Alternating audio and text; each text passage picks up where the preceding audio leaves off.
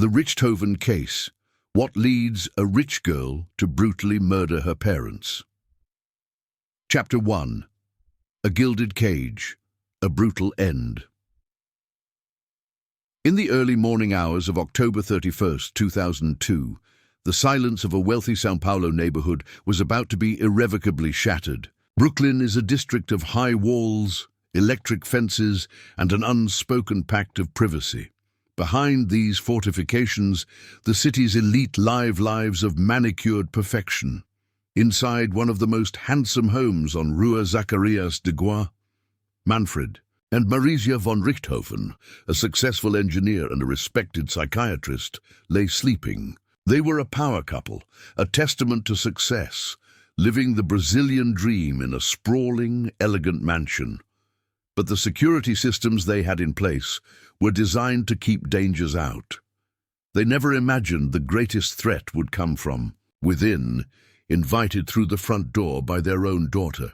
The crime, when it was discovered, was a scene of pure butchery. The couple had been bludgeoned to death in their own bed with iron bars, a level of violence so personal and savage it seemed to scream of a deep, festering rage. The scene was rudely staged to look like a robbery gone wrong, a home invasion that had spiraled into a double homicide. At the center of this burgeoning tragedy stood their 18-year-old daughter, Suzane von Richthofen. To the first responders and the nation that would soon be watching, she was the picture of devastated innocence. A pretty, blonde, blue-eyed girl, now a traumatized orphan. Her public grief was convincing, her tears seemingly endless. This case would become one of the most notorious and psychologically complex crimes in Brazilian history, a story that peeled back the veneer of high society to reveal a darkness of manipulation, greed, and startling psychopathy. It has been the subject of intense media scrutiny, numerous books, and in an unprecedented cinematic event, 2 films, The Girl Who Killed Her Parents and The Boy Who Killed My Parents, that told the story from the conflicting perspectives of Suzane and her boyfriend. A third film, The Girl Who Killed Her Parents, The Confession, further cemented the case's grip on the public imagination. Tonight, we will not just recount the facts. We will delve into the psyche of a killer who wore the mask of the perfect daughter. We will explore the suffocating atmosphere of a privileged life and the forbidden love that lit the fuse of a patricide so cold and calculated it continues to defy easy explanation. How did this golden girl become an angel of death in her own home? Chapter 2. The House on Rua Zacarias de Goa. To understand the explosion, one must first understand the pressure that built within the sealed container of the Richthofen home. The house on Rua Zacarias de Goa was more than a home. It was a symbol. It represented the pinnacle of success for Manfred von Richthofen, a brilliant and disciplined German engineer, and his wife Marisia, a respected psychiatrist. Their life was one of order, ambition, and high expectations. The architecture of the house itself, large, imposing, and immaculately kept, reflected the values they espoused. The air inside was one of quiet achievement, scented with the smell of polished wood and the faint, sterile perfume of success. Days were structured, futures were planned, and excellence was not just encouraged, it was demanded. Suzane Louise von Richthofen and her younger brother Andreas grew up in this bubble of extreme privilege. Their childhood was a checklist of upper-class accomplishments: the best private schools, fluency in multiple languages, German and English alongside their native Portuguese, ballet classes, piano lessons, and international travel.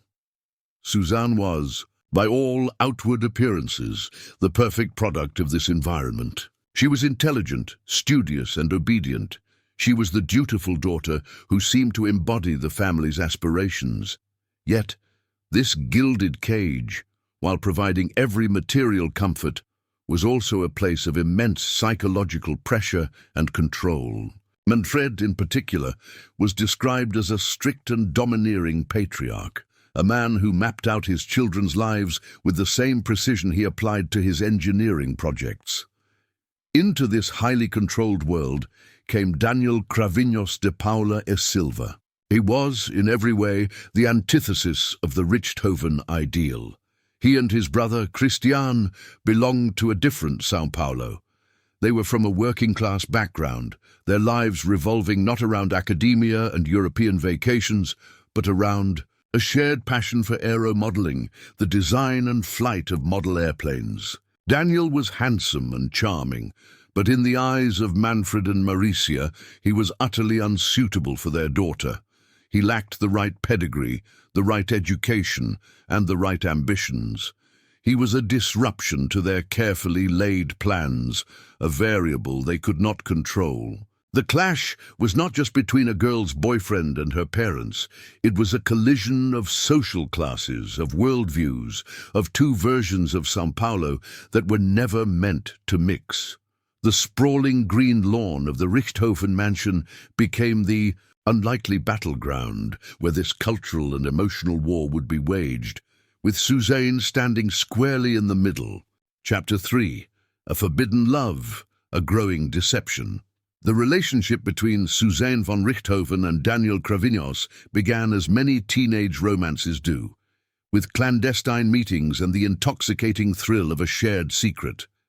For Suzane, a girl whose life had been meticulously curated by her parents, Daniel represented a form of freedom she had never known. He was spontaneous, passionate, and existed entirely outside the rigid social circles she was expected to inhabit. Their love affair quickly deepened into an all-consuming obsession, a private world they built in opposition to the one her parents had constructed for her. This was not just a relationship, it was an act of rebellion, her first major defiance against the suffocating control of her father. Predictably, Manfred and Maricia were horrified when they discovered the relationship. Their disapproval was swift and absolute. They forbade Suzane from seeing Daniel, restricted her use of the car, and monitored her communications. They saw Daniel not as a person, but as a contamination, a threat to their daughter's future and their family's reputation. But their attempts to sever the bond had the opposite effect. The parental opposition acted as a crucible, forging the couple's connection into something harder and more defiant. To Suzane and Daniel, Manfred and Maricia became the villains in their love story, tyrannical figures standing in the way of their happiness. This is where Suzane's talent for manipulation began to truly flourish. She expertly played the victim, painting a picture for Daniel of a life of emotional abuse and unbearable control. She convinced him, and perhaps even herself, that her parents were monsters who would never allow them to be together. The narrative she wove was one of a desperate damsel in distress and her noble knight who needed to rescue her. The deception deepened. Suzane would lie to her parents about her whereabouts, create elaborate alibis, and siphon money from them to spend with Daniel. The perfect daughter was now leading a perfect double life. The conflict escalated from arguments and restrictions to a cold war fought within the walls of the mansion. Suzane's resentment grew with every perceived slight, every prohibition. The desire for a life with Daniel, free from her parents' judgment, began to mutate into something far darker. The obstacle, in her mind, was no longer just her parents' disapproval. It was her parents themselves. The idea of removing that obstacle, once unthinkable, began to take root in the fertile ground of her manipulated and resentful mind. Chapter 4. The Longest Night. Halloween night, October 31st, 2002. While others were concerned with costumes and celebrations, Suzane von Richthofen, Daniel Cravinhos, and his brother Cristian were finalizing the details of a real-life horror show. The plan had been rehearsed, the roles assigned. It was a blueprint for murder, designed with a chilling and meticulous logic. The objective was not just to kill, but to create a convincing illusion the illusion of a random burglary that had turned violent. Every step was calculated to support this fiction. They knew Manfred and Maricia would be asleep. They knew the layout of the house, the location of the valuables, and most importantly, how to disable the alarm system. That evening, Suzane executed her part with unnerving calm. She drove her younger brother Andreas to a cyber cafe, leaving him there as an unwitting alibi. Then, she returned to the house on Rua Zacarias de Goy and met the Cravinhos brothers, who were waiting nearby. She was the key. She let them in through the front door, silently leading them through the darkened corridors of the home where she had grown up. She led them upstairs to her parents' bedroom. She knew they were in there, asleep and vulnerable. What followed was an act of premeditated savagery. While Suzane reportedly waited downstairs, Daniel and Cristian Cravinhos entered the bedroom, each armed with an iron bar, the kind used in weightlifting. They brought the bars down upon the sleeping couple with brutal force. The attack was swift and merciless. After the killing was done, the second phase of the plan began, the staging. Under Suzane's direction, they ransacked parts of the house. They emptied Maricia's jewelry box, but left the most valuable pieces, a strange oversight that would later raise suspicion. They took a small amount of cash in dollars and euros from Manfred's briefcase to make the robbery seem plausible. They scattered papers in the library to create an impression of a frantic search. Every action was a piece of theater. Once the scene was set to their satisfaction, Suzane left the house with the Cravinhos brothers. She then drove to pick up her brother from the cyber cafe and later went to a motel with Daniel, creating another layer for her alibi. Hours later, in the early morning, she returned home with Andreas. They discovered the horrific scene, and Suzane began the most challenging performance of her life, that of the grieving, orphaned daughter. The longest night was over, but her longest deception had just begun. Chapter 5. The performance of a grieving daughter. In the immediate aftermath of the murders, the nation's heart went out to Suzane von Richthofen. The media presented her as the ultimate victim, a tragic princess locked out of her own castle, now orphaned by a cruel and random act of violence that had shattered São Paulo's illusion of safety. Her image was everywhere, a fragile, beautiful young woman, weeping uncontrollably at her parents' funeral, leaning on her boyfriend Daniel for support. She played the part to perfection. Her interviews were filled with tearful recollections of her loving parents and expressions of utter shock and disbelief. She spoke of her fear, her loss, and her uncertainty about the future. For a brief period, she had the entire country's sympathy. Brazil mourned with her.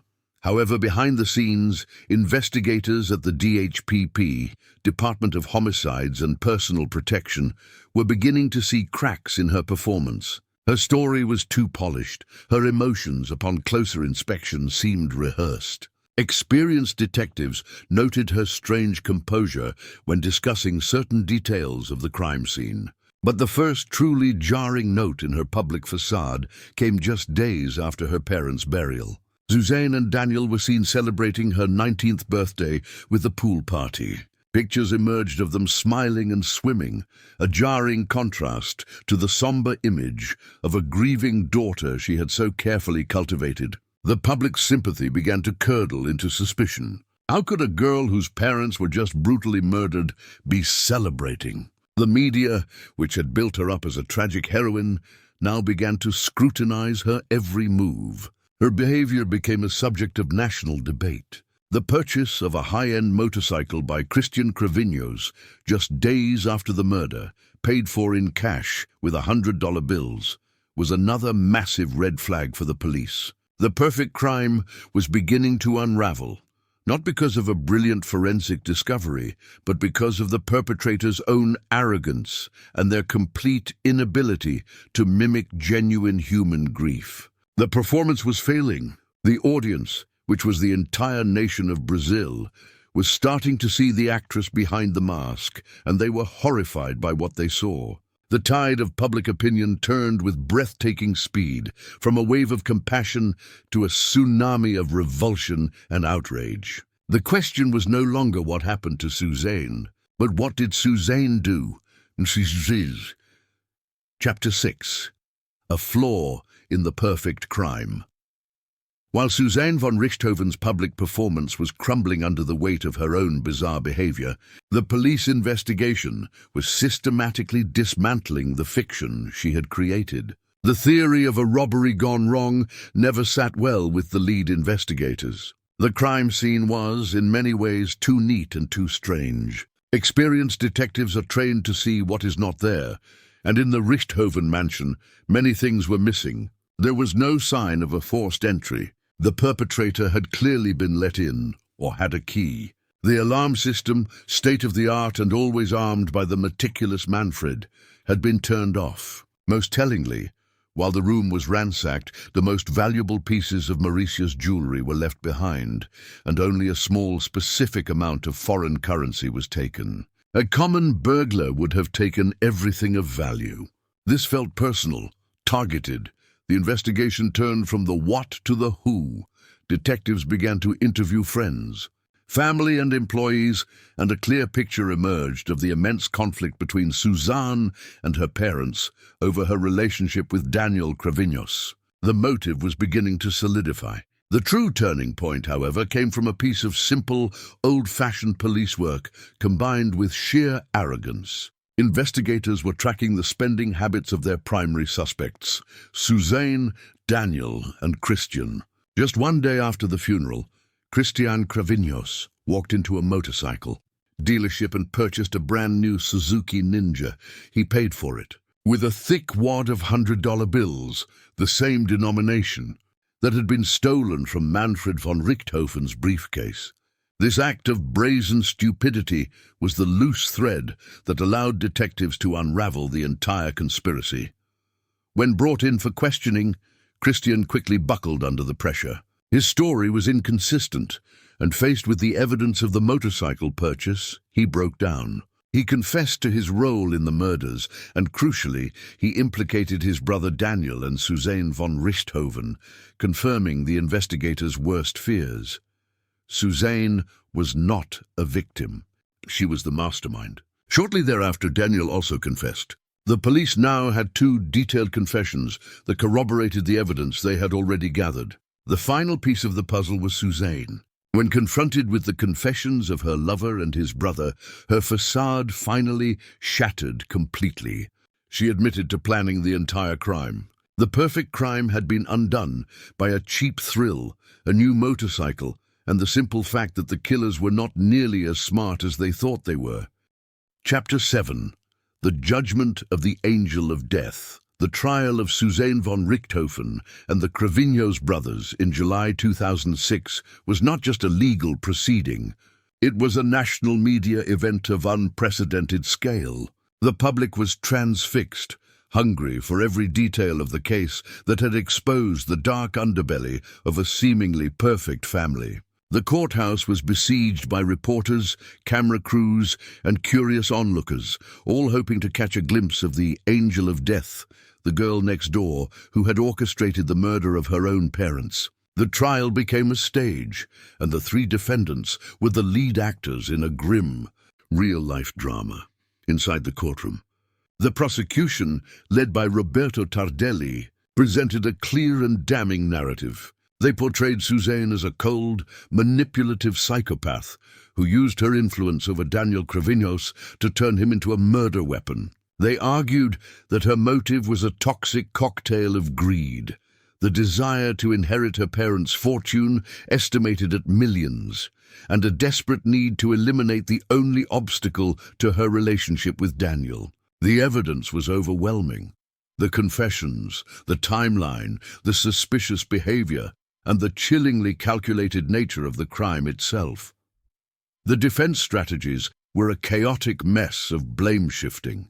Suzane's legal team attempted a radical transformation of her image. The rebellious, defiant girl was gone, replaced by a demure, almost childlike figure with conservative clothes and a new, softer hairstyle. Her defense claimed she was a victim herself, a young woman who had been psychologically dominated and manipulated by an older, more worldly Daniel Cravinhos. She claimed he was the true mastermind, and she had only gone along with the plan out of fear and love. Daniel's defense, in turn, painted the exact opposite picture. They argued that he was hopelessly in love and had been completely brainwashed by Suzane, the true monster who had meticulously planned every detail and pushed him to commit the murders. The Cravinhos brothers turned on Suzane, and she turned on them. The courtroom became a theater of accusations, where the former lovers now tried to cast each other as the ultimate villain to save themselves. The jury, and the nation watching, were left to decide who was the puppet and who was the puppeteer. After days of grueling testimony, the verdict came.